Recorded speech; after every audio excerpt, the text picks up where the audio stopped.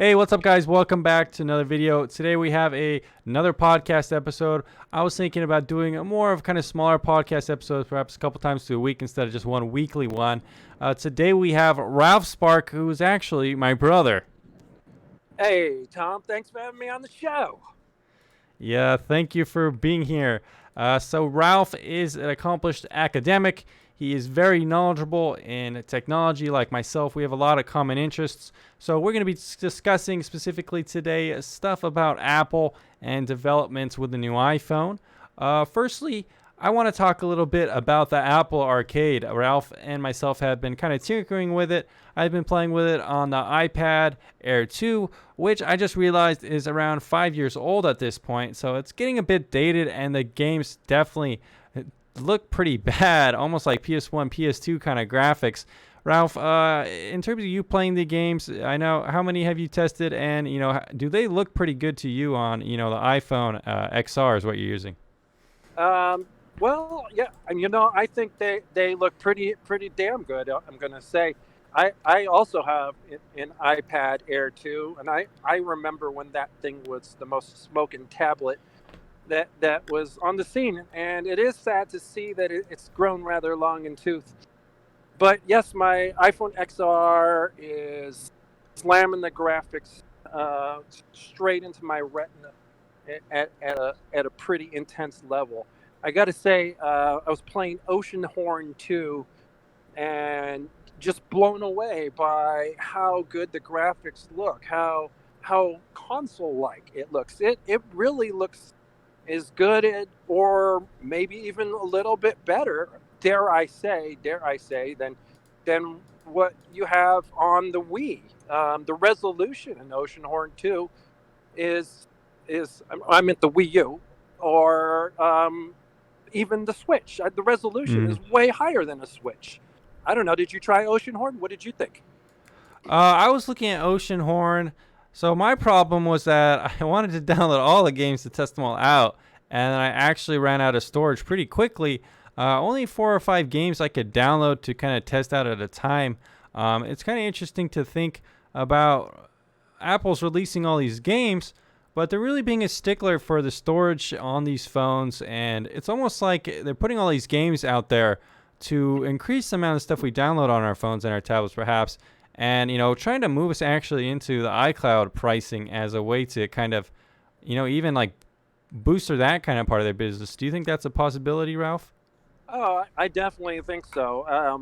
On one hand, I agree with you because, yes, my old iPad Air 2 does not hardly have any room to fit these games on it, and nor do they look good. You're right. The resolution is like sub-retina resolution on the iPad Air 2. It lowers the resolution so that you can even just play these games. And yeah, that thing, now I want to upgrade it. But that said, my iPhone XR, I got the 128 gigabyte option, which was pretty generous, I think, $50 over the 64 gigabyte. Oh, so you And did upgrade. I did get that upgraded model, and I went bananas. I downloaded 25 apps, and I still have 8 gigabytes left. And Hmm. I didn't even play them all. I just wanted to download them. That was part of the fun, just to have this like app game app smorgasbord bonanza. But I see your overall point. It's gonna cause that upgrade fever to hit anybody with a little bit of an older device. 32 gig, forget about it. Oh God, I just saw a dead deer with its ass cut off. God. All it right, had a so it had a pink X on it too. really, Weird. Yeah, I can go back and take a picture for the listeners if you want. that's okay. Maybe not. Anyways, But anyways, I'm going through Washington's Crossing. Beautiful. okay, as long as you're driving safe. All Yeah, right, you so can. yeah, I do think that you have a point there that they're pushing people to upgrade, their storage. But I was talking more about kind of like the iCloud, kind of, how it's always pushing you to get the, $1 a month or whatever. In terms of these games, purchasing the iCloud storage, can it like store the games on iCloud and then you can play them, or do you know how that works? I don't think that. I think you I don't think they have to be on the iCloud. I don't think it's putting them into your storage. That's a good question, but I haven't noticed.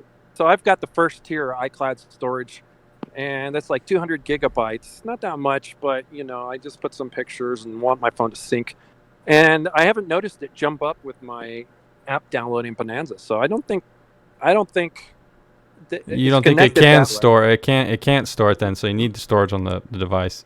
If you were doing a backup and you had like 50 apps downloaded onto your phone, then maybe it would try to do a gigantic backup and would hit your iCloud storage hard. But So I don't theoretically, if I had a 32 gigabyte iPad, I couldn't just pay more for iCloud and then have all the games on my iPad.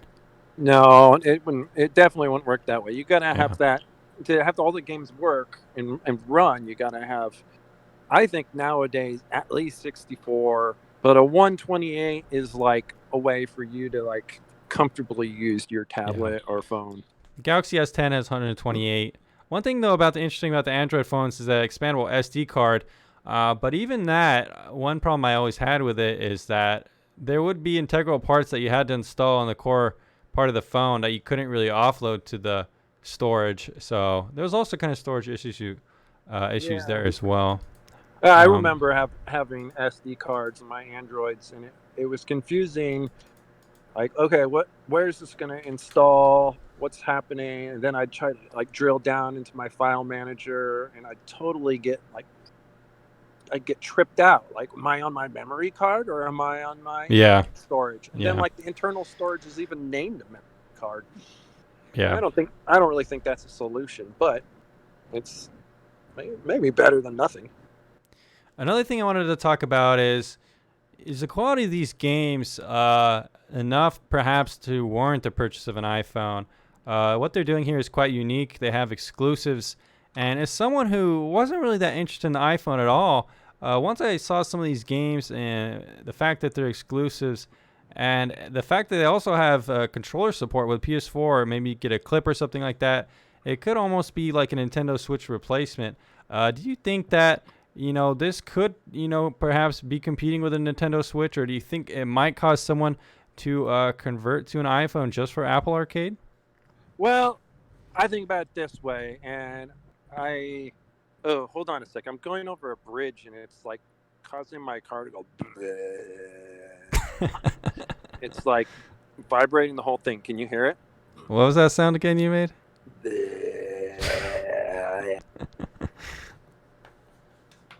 Oh, that was weird. Also, I just saw a dude walk by with totally like black poofy hair, and he was like 60, and he only had one arm.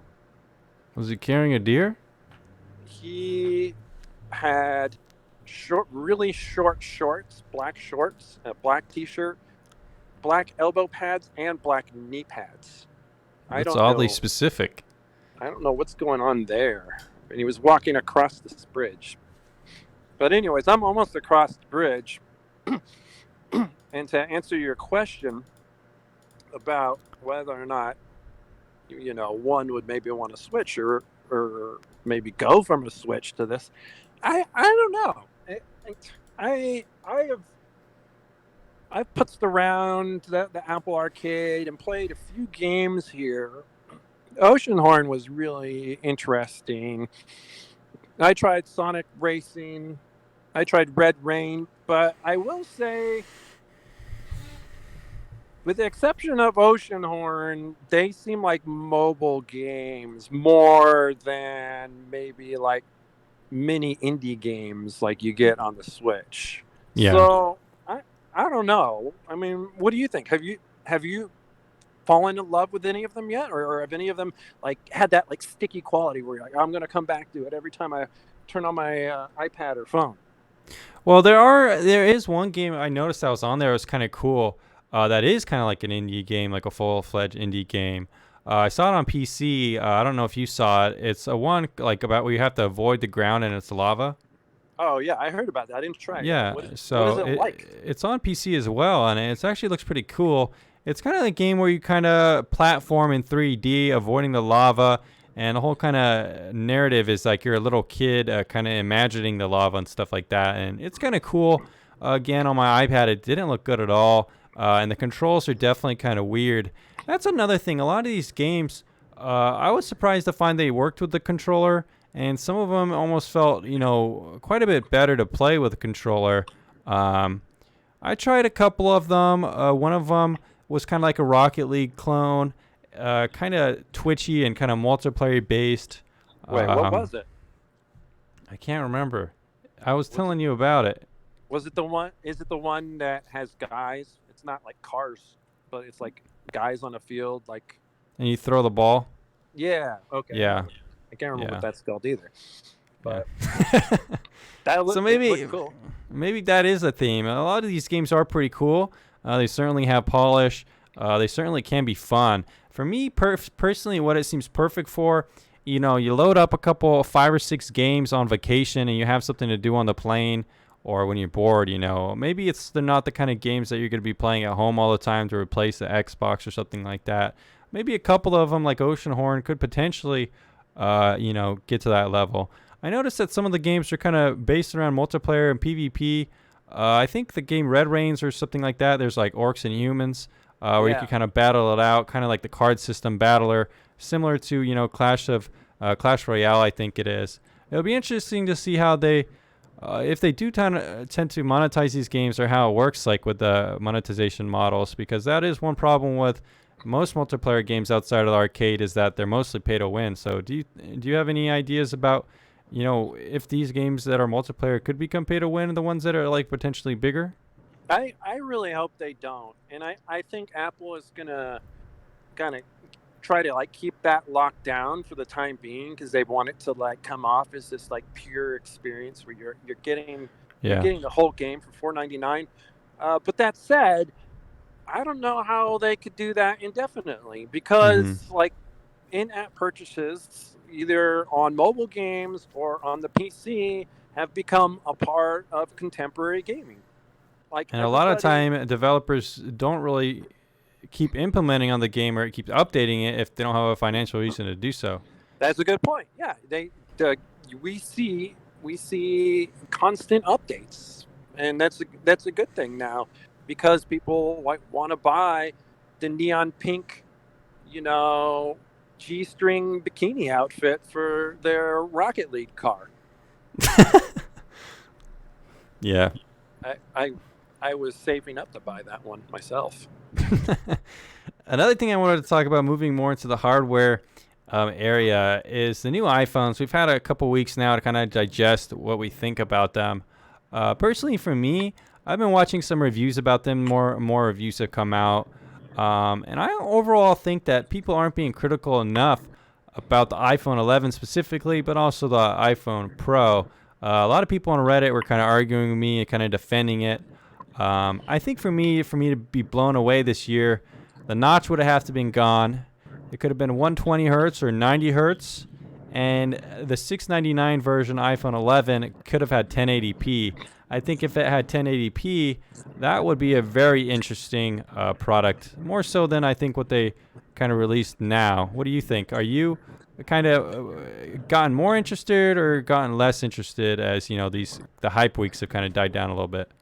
All right. Well, let me preface my answer by saying I am I'm an Apple fanboy. I love my iPhone. I switched from Android and I wouldn't go back. But that said, I am not that excited about what came out this year. But I disagree with you about the screen. 1080, it's a great number. It looks good on our computer monitors, but most people that I talk to like have no idea that their iPhone XR, which is just above 720, is even sub 1080. They have no idea. They can't see it, much less even care about it. The screen looks bright. It looks colorful, and Apple's cutting corners on that. Fine, cut corners on something that most people don't notice.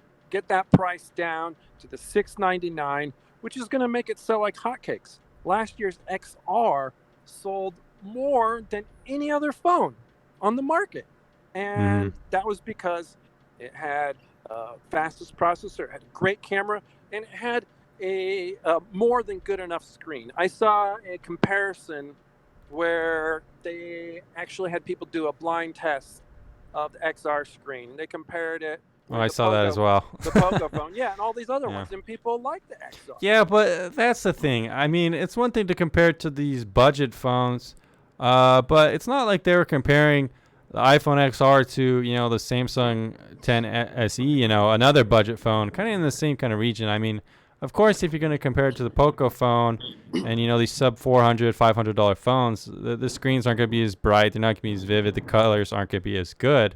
But I think this year especially has shown us that we can have budget phones with good screen specs that can compete. So That's true. Yeah. Yeah, so we have the One Plus with the 90 hertz and a really good screen. I feel like if you showed someone the comparison between that and the iPhone 11, and if they didn't know it was an iPhone, they might pick the One Plus. Well, that very well may be the case. I think overall, you're right, and I think you're going to be more right next year. It's gonna start to show its age. If everybody else is looking better, either because they have brighter colors with their OLED screens, or if they're 90 hertz, I think it's really going to matter next year. This year, maybe not so much. And it would be interesting to see a test, blind test between iPhone 11 and the iPhone 11 Pro, and seeing if people could tell the difference and which one they preferred, right?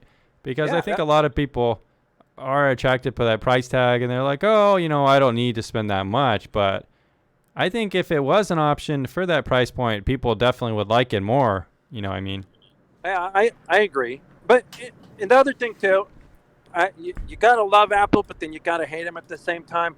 They are strategically kind of cutting the XR and the 11 at the kneecaps so that us technophiles want to lust after that model that's $300 more. I think what they're doing purposely is they're kind of almost like, I feel like almost in a way they've kind of mastered the release schedule. Some people say this with video games like Call of Duty. It's just like formulaic at this point how they release the titles and how they monetize them and how they make money off them. And I think in some ways they do that with their phones now. It's like, all right, this year our whole marketing push is going to be about the cameras, and that's going to really what sells it. And they're like, okay, next year, for iPhone 12 or whatever, we're going to keep the same cameras, and this time it's going to be about the display. It's like, it almost feels very like purposely iterative, like they don't want to do it all at once because they won't have something for next year. Oh yeah, totally. And they've been doing that with the iPhone since it first came out. The first iPhone came out, it was the best phone in the world, but it only had 2G, and that's when 3G came out. So you had to wait until next year. And then the iPhone 3G came out. Amazing. Then it didn't have a camera that could autofocus. You had to wait till the next year. They always do this, and they've mastered it. But the real news, the real question I have for you is, what do you think of the Pro? Is it actually a Pro level phone? Is it worth that $300 upgrade? And do you think the dark green is sexy or slutty? I think people are giving the dark green a little too much hype. Personally, I like the mint color more on the iPhone 11, the kind of brighter, kind of more playful mint color. I thought that looked really good. But in terms of the value proposition, I think it could be worth it for the cameras alone. At this point, it probably is the best camera on the market. I saw a comparison with the Note 10, and for most of the pictures, it did kind of blow the Note 10 out of the water. Night mode looks to be better than Note 10, probably better than Pixel, and it has pretty good colors, but also the detail seems to be really good. And of course, we know the video is probably going to be amazing as well. Moving on into more competition, did you hear that Google is now launching the Apple Arcade competitor, and it's live going this week? I saw that. I just saw it right before we got on this podcast here. Google Play Pass.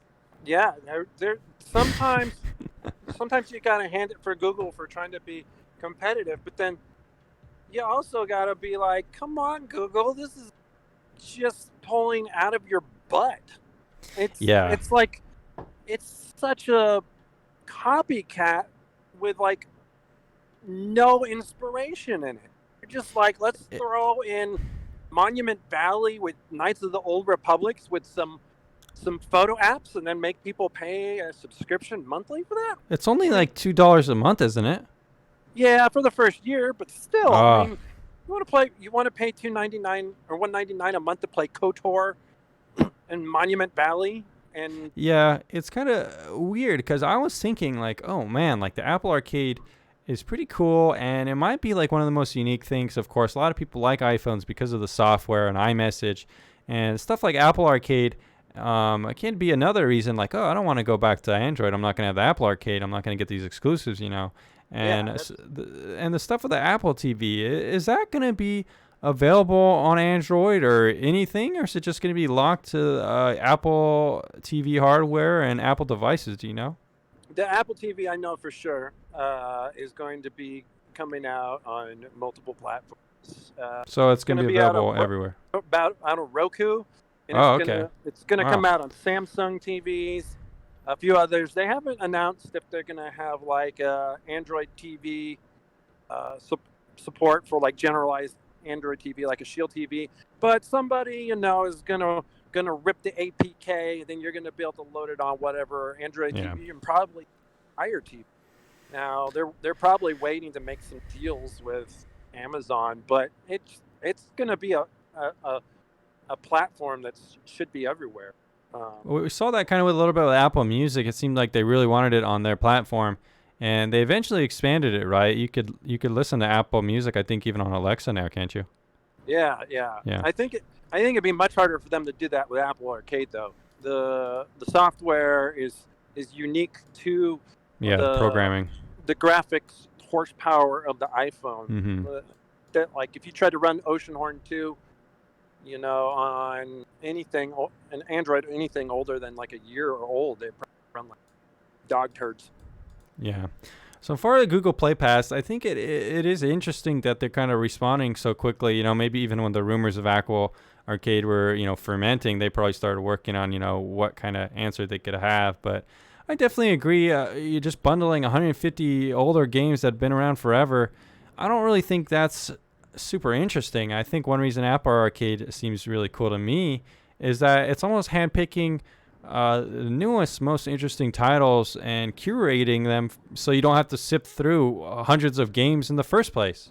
Yeah, yeah, and then the exclusives it makes it feel kind of special. You feel like almost like you're buying into I would say console like platform by being able to access these things too. It gives it's like a real like light feel of a like being on a PlayStation store, the Switch store, or something like that.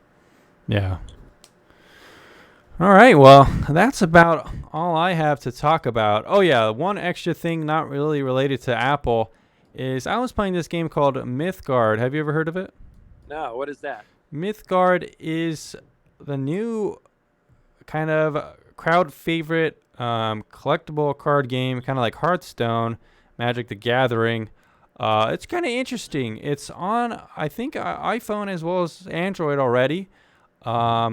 It plays a little bit like Hearthstone mixed with Magic the Gathering. Maybe a little bit of Elder Scrolls in there or something. But the whole kind of theme to it is really dark and gritty. And it's kind of like steampunk-esque. A lot of monsters, and the artwork is really cool.